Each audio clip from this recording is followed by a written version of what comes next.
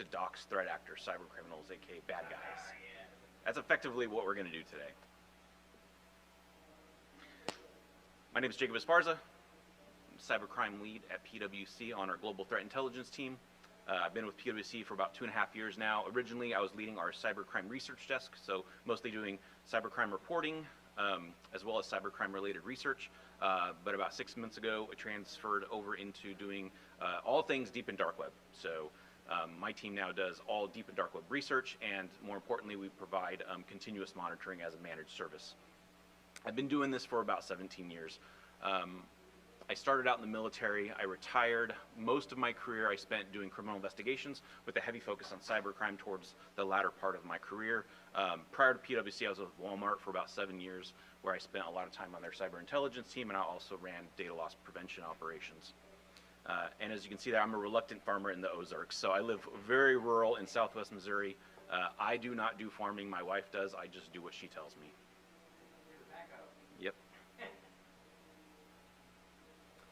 All right, so we're going to talk about just what is breach data in general, what are some sources of breach data, how can we use this data to our advantage to unmask threat actors and gain additional intelligence. And I really love this quote from General Michael Hayden, former director of the NSA and CIA. It says, "The art of intelligence is not only in gathering information, but in the ability to turn that information against those who would use it to do harm." Intelligence can and should be used to build and strengthen defenses, but I'm of the opinion that we shouldn't have to just simply endure the beatings of adversaries. We should be able to take the fight to them by using intelligence to impose cost and hopefully impose cuffs. But what is breach data? This is just a more formal way to say breach data is just data that was stolen, right? Taken without permission. And for our purposes today, it's any data that was taken without permission that's publicly disclosed, either intentionally or unintentionally, sold by those who took the data, usually on like a cyber criminal marketplace or forum, or recaptured by law enforcement or security researchers and further shared. Usually that type of data is shared in more private groups, but sometimes it does get out past that, just depending. So essentially any data that was stolen that we can legally get our hands on for analysis, and I want to stress that, legally get our hands on, right? We're not going to do what the criminals do. But what can we do with breach data? So we can use it to unmask threat actors, either to support corporate or law enforcement investigations, to recoup losses, typically via some legal process, right? We can take them to court if we know who they are, we can recoup some losses, or put a stop to an attack, or halt data leaking, or even end cyberbullying.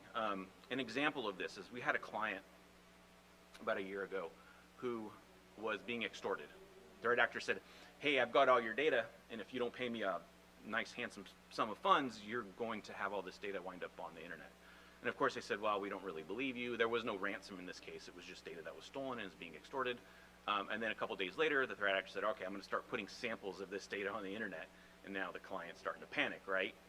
And so we get involved, do a little research on this threat actor. We're actually able to uncover who they are, where they live. They were in the UK.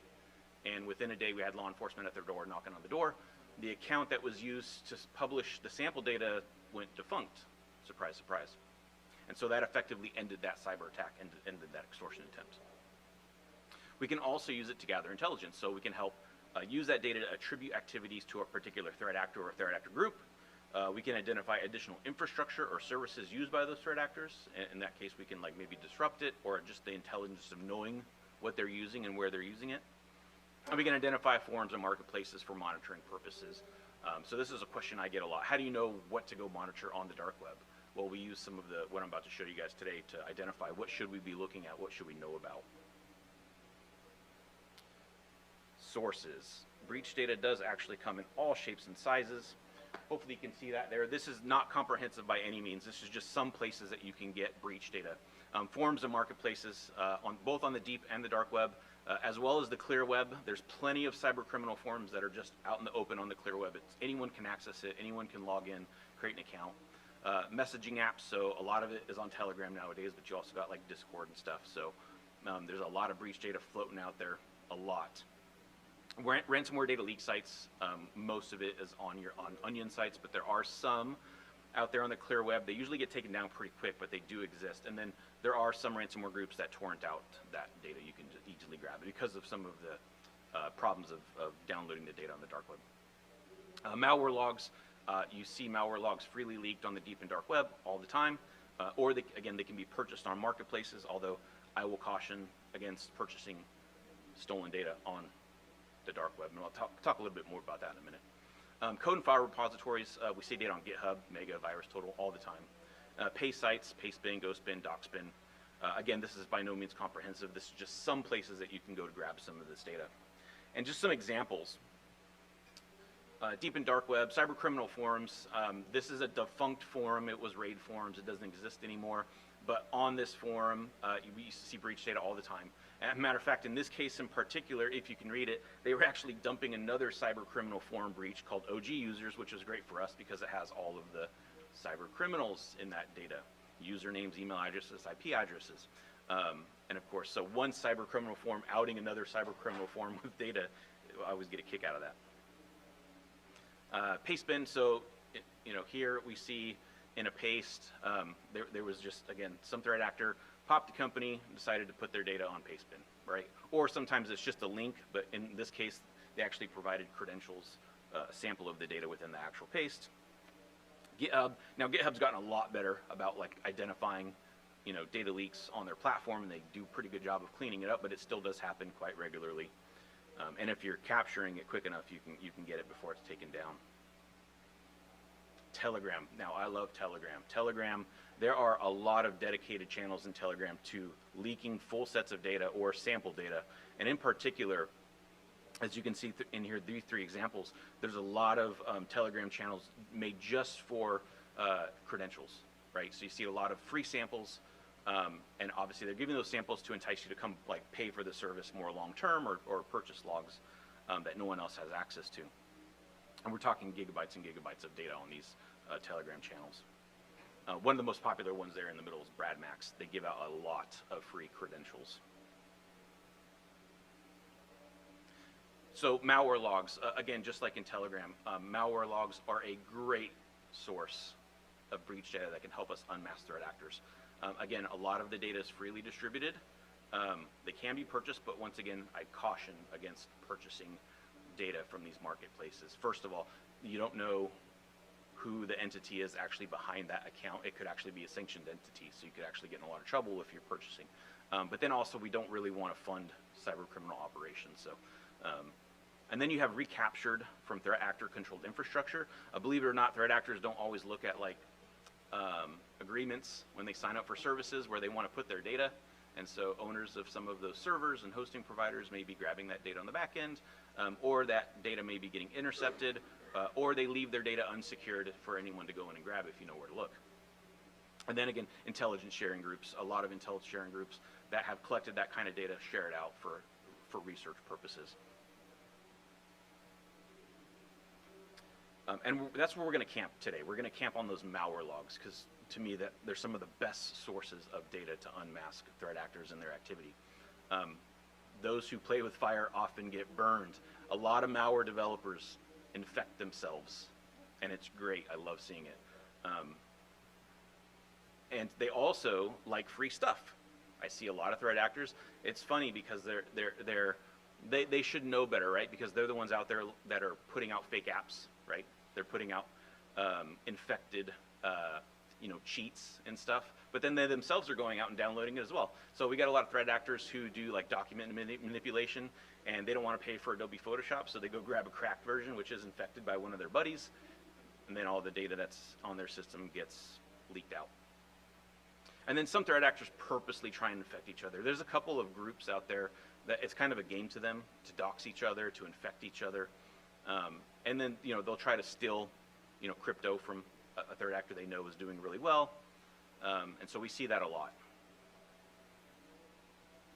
Quick story of a raccoon. So if you're not familiar, and I'll talk a little bit more about Raccoon Stealer in a bit. In 2021, a developer of this malware called Raccoon Stealer self-infected. The data that was collected from that infected system showed that the developer was testing out their malware. Right? They were actually trying to extract passwords out of Google Chrome, so every time Google Chrome has an update, they go and see, okay, what do we need to do to make sure that we can continue to extract credentials out of the browser? And in this case, they actually infected themselves. The data was exfiltrated to a known C2 server where researchers were able to pick it up and glean a name and additional email addresses on this particular developer.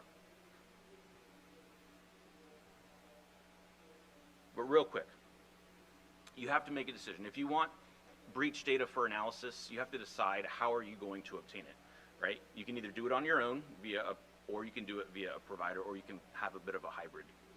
There's plenty of providers out there who do an excellent job, and some have better data than others. I can't make any recommendations. Happy to talk about it offline, but there's a plethora of providers for breach data. But if you're going to do it yourself, there are some considerations, right? You need to make sure you have proper resources, right?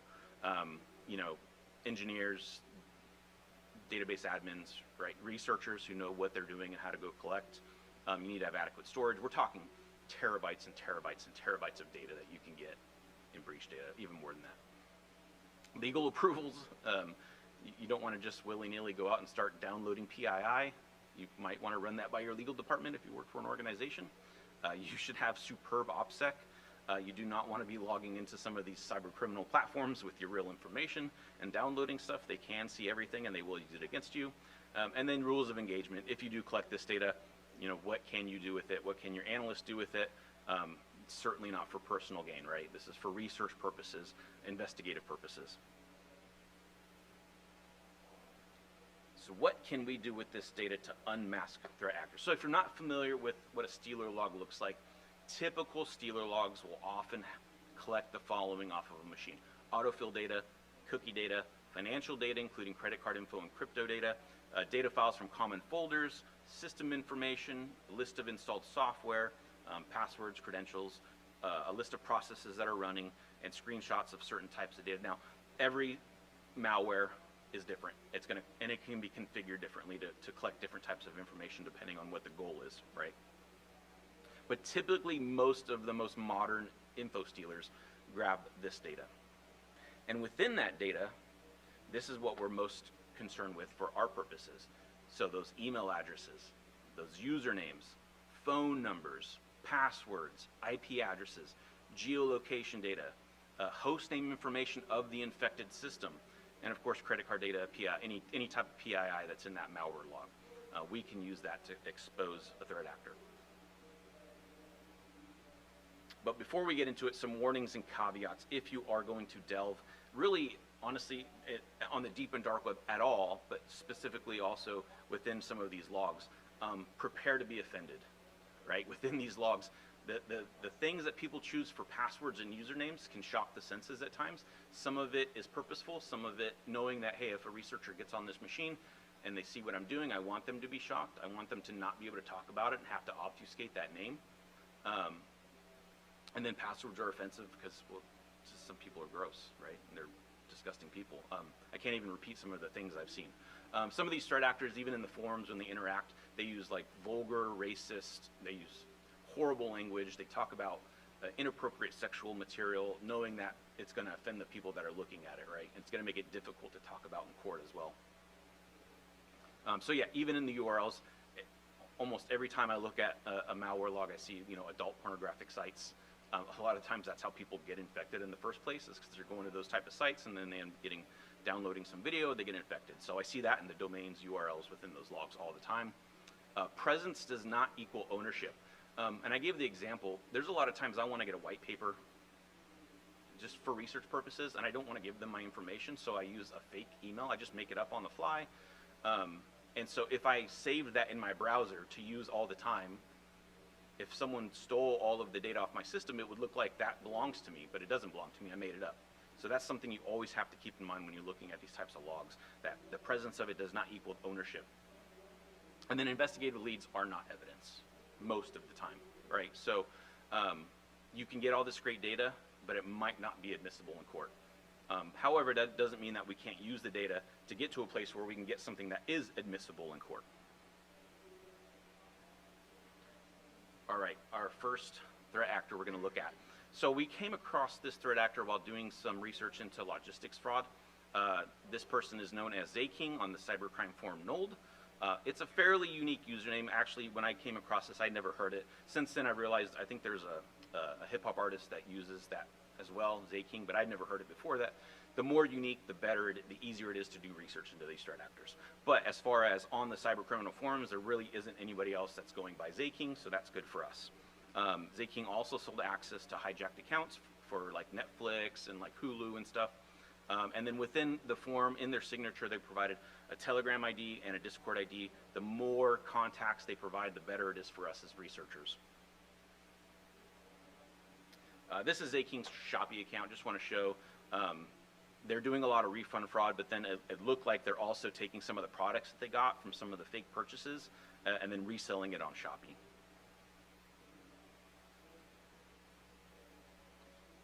So within our malware database, we plugged in Zaking, and we got a lot of hits actually. And so we can see there were a lot of infections: MetaStealer, Redline, Raccoon, Vidar. This person got infected a lot.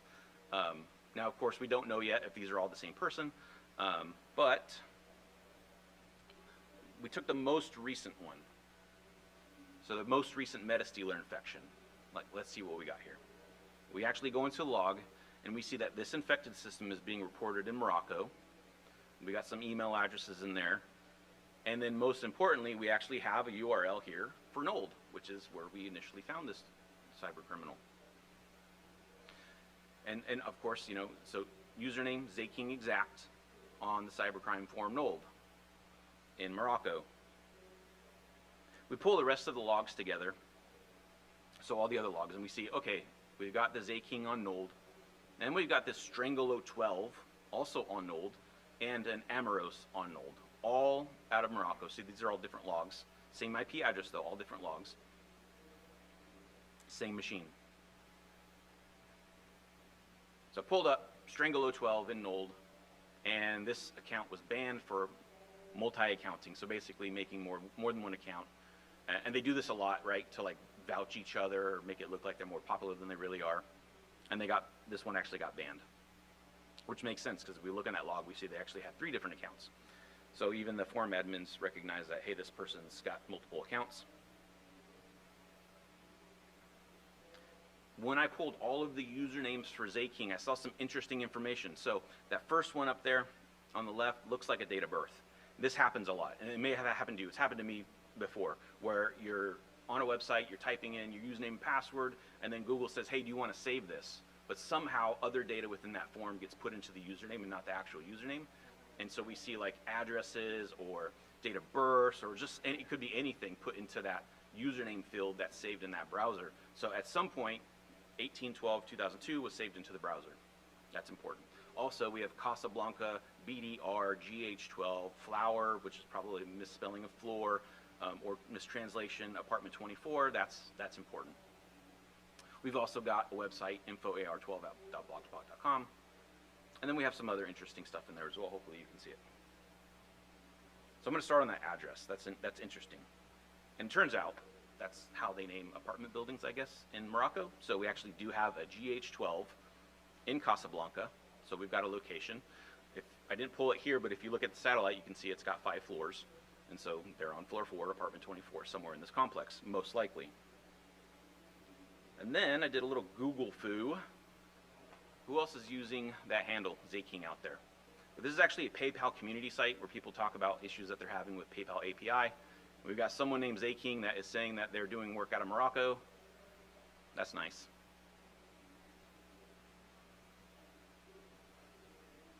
Additional email addresses that were in there: InfoArab, AMR. I'm not going to try to pronounce these names, but a lot of times people have their name for their email addresses. So when we looked at the log and saw a lot of like the personal accounts, like the Facebook and stuff, and like, you know, Netflix and other things they were logging into, they were using these email addresses right here. Little Google foo, and we find an AMR Mutahar out of Casablanca. So at the very least, we've got a name, we've got a Facebook profile, and then we've got all these email addresses. So everything is aligning. Like we've got, you know, now this is in Casablanca, so we want to work with, you know, Morocco authorities, but at the very least, we know a lot more about this threat actor. Now our next threat actor, we've got a lot more data on. This is a threat actor known as Riodo 83. We first stumbled upon this threat actor because they were doing They were hijacking retail accounts, loading up fake credit cards, and then making a bunch of purchases, right? So we looked at Rioto 83. Okay, what can the malware logs tell us? We've got a hit. We've actually got 2 uses of Rioto 83 that are within a Russian password stealer log tied to one particular infected system. And an exact match. So again, the more unique the username, the better data we can often get, right? So Rioto 83 is pretty specific. Looking at the rest of the data in that particular log, we've got a lot of other email addresses and usernames. And in particular, there's 2 that stand out. One, and hopefully you can see it, but I will zoom in as well. Layden, Forkit, and Lething stand out, and I'll show you why in a second. So that was malware logs, but remember, we're also looking at breach logs. So I pulled some breach logs as well, and so we've got quite a few here. So Pixelmon data breach, Wattpad had a data breach, Tungle had one, Blank Media Games had one, and then that one on the left, the GitLab, it's not actually a breach, it was just a scraping incident, but it gave us some interesting information here because we've got a Rioto 83 account in GitLab for a Len Min thing, and I'm probably butchering that. But hold on to that for a bit. Other usernames in that log, so we've got LaydenForkit3 at Gmail, and we've got a couple of usernames associated with that, one of them being LayMinThing and LaThing. And then we've got other usernames associated with the password that was in that malware log for that email address. LevanThing, LemonThing, LeThing83, LevanThing. So you're seeing a pattern here, right? So I'll go back to the Nold forum where this cyber criminal is mostly active. And lo and behold, there is another threat actor that goes by Kiss the Road that said they had another account called Rioto83 with a mail address, a Gmail address. And you think that a lot of these threat actors, have really good OPSEC. They don't, and they make little mistakes. And in fact, on several occasions, they'll realize they made a mistake within a day or even minutes. They'll delete it. But if you're capturing all this data, you've already got it. Too late. So in this case, we've got Kiss the Road saying, hey, I got locked out of Rioto 83. Can someone help me? Here's my actual email address. So now we can tie any activity between Kiss the Road and Rioto 83 knowing it's the same person, but we also can tie that email address definitively to this threat actor. Take that email address, do a little more Google foo. We see a VPS page out of Vietnam. Here they've actually put, here's my email addresses, here's my Telegram handle, Rioto83. By the way, here's my address, here's my Skype, and here's my name in the bottom right. You can see who the website copyright owners. I think I zoomed in there. Yeah, I zoomed in so you can see it easier. Yeah, phone number, email, Skype email, Telegram contact, address, name of copyright owner. But that's not enough. There's more. A little more Google foo, and we find a Facebook profile for somebody named LeThing out of Vietnam. And that's, I don't know if you recognize that image. It's the same image that was used for Kiss the Road. As a matter of fact, I've got it side by side here. So the threat actor Kiss the Road, aka Rioto83, is using a picture of this person with a red sweater on, and then on LeThing's Facebook profile, we see a red. That's actually his girlfriend, and we actually can find her link within this Facebook profile. But let's not stop there. We go and look at all this threat actor's posts on their Facebook page, and they posted a shipping label. I guess they were shipping something and wanted to show someone proof. And so now we've got a name, address, and a phone number. That's not all. For some reason, this threat actor was having trouble with their Netflix account and decided to take a screenshot and post it to their Facebook page and reach out to Netflix saying, hey, what the heck is going on? And in here, they provided their phone number. They also provided another Gmail address. Both of these are additional pivot points we could use to see what else they're up to. We didn't need to in this case because we already had everything we needed to know about this threat actor.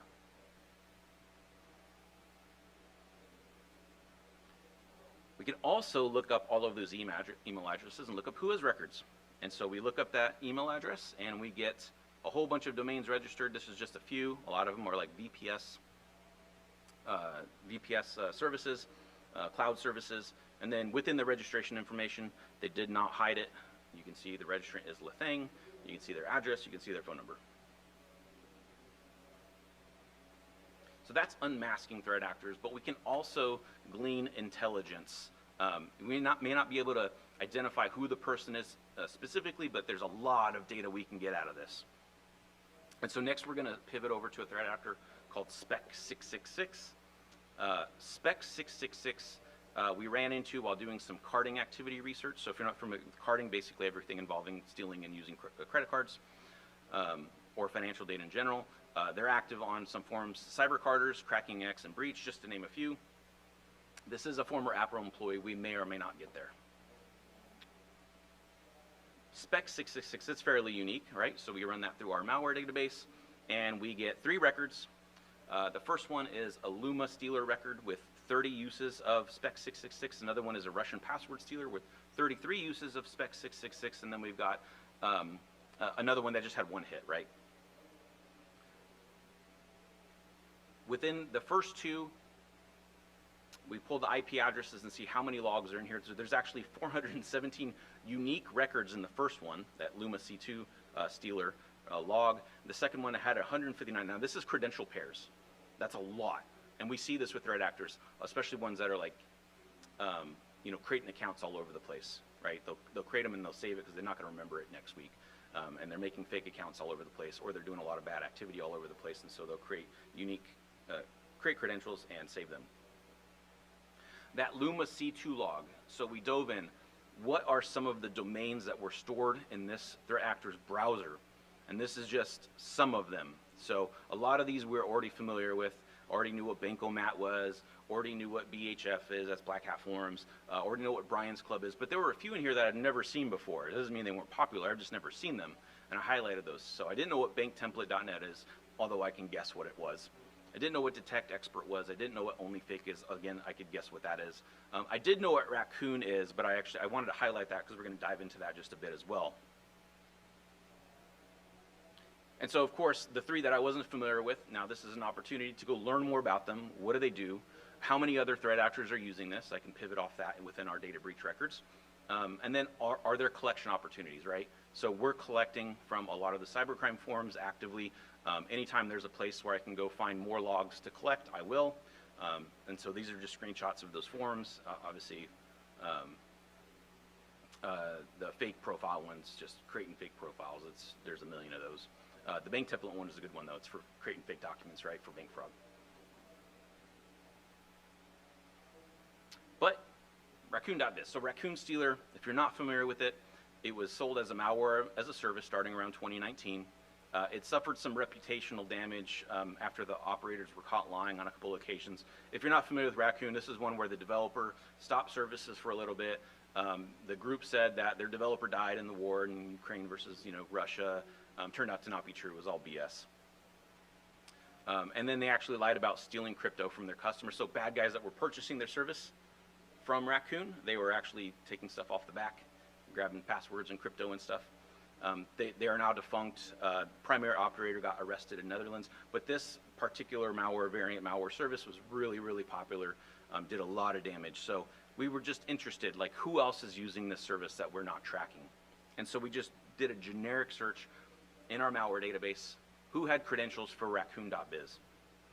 And so we landed on this one called Lunatic Fanatic. Never heard of this threat actor before, not familiar with this username, but we did have a hit. So we had an infection record and a particular system here that we pulled, and we had 7 different separate infections for this one user. And you can see the dates here, and you can see the malware variants. And so we pulled all of that data, and we said, okay, what sites is this threat actor using? And so we could see they're using Faceless, which is a residential proxy service, a Stealer app, again, another Stealer service, Exploit, that's a very popular Russian language cybercrime forum, Bankomat, we've seen that already before. So anyways, they're also using Vidar Stealer.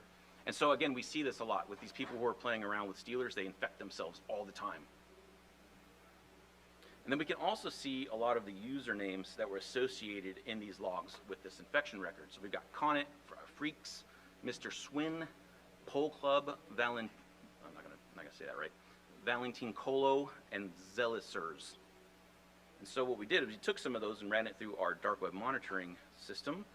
And here we can see some activity, hopefully you can see that, from Freaks in the Russian cybercrime forum XSS, up to no good. And we also see Zellers in the cybercrime forum Exploit. So we had one unknown threat actor, never seen this username. Now we can tie it back to at least 2 other active accounts on some of these Russian language cybercrime forums, right? So if we had looked at this independently before, we'd have said 2 separate threat actors doing their own thing. Now we know it's likely one person or one group all working together and maybe sharing credentials.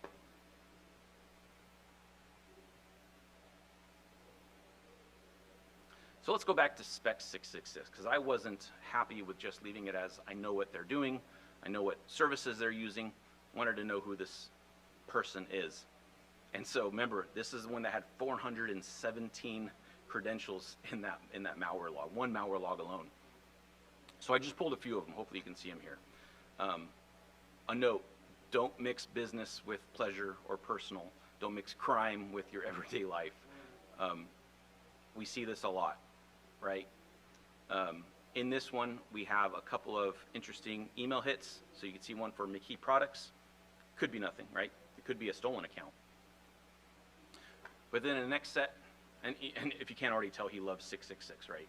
Really loves 666. But we see another one, IT admin, McKee Products. Okay. We see some more 666 usage, another McKee Products in the middle, and then at the very bottom there you see McKee Products and technology. Okay, why do you have so much of this in your browser? And again, more of the 666.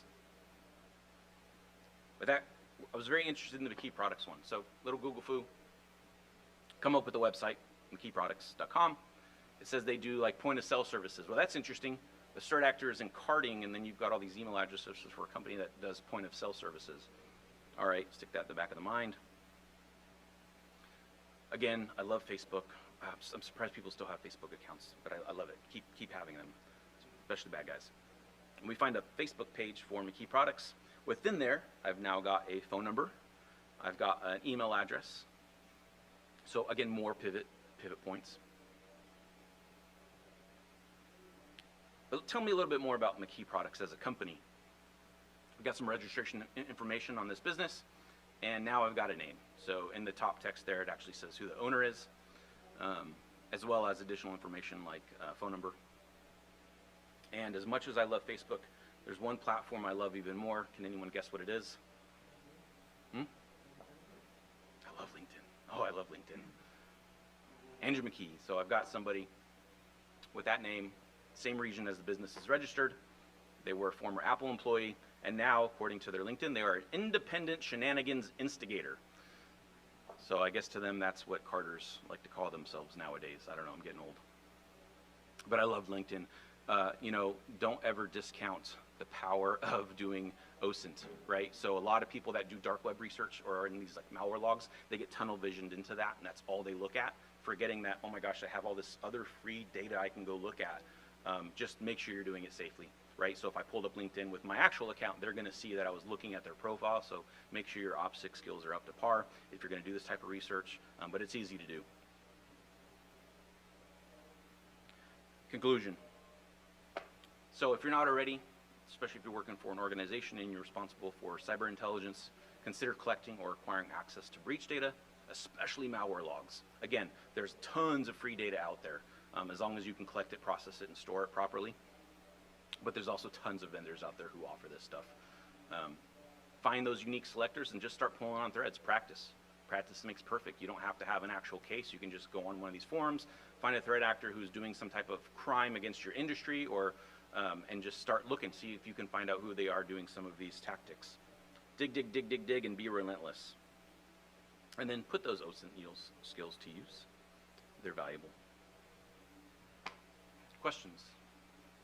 Mic here for questions, unless you can really project. I can project, don't worry about it. But it's better for the recording. All right, fair enough. Where are you finding these logs?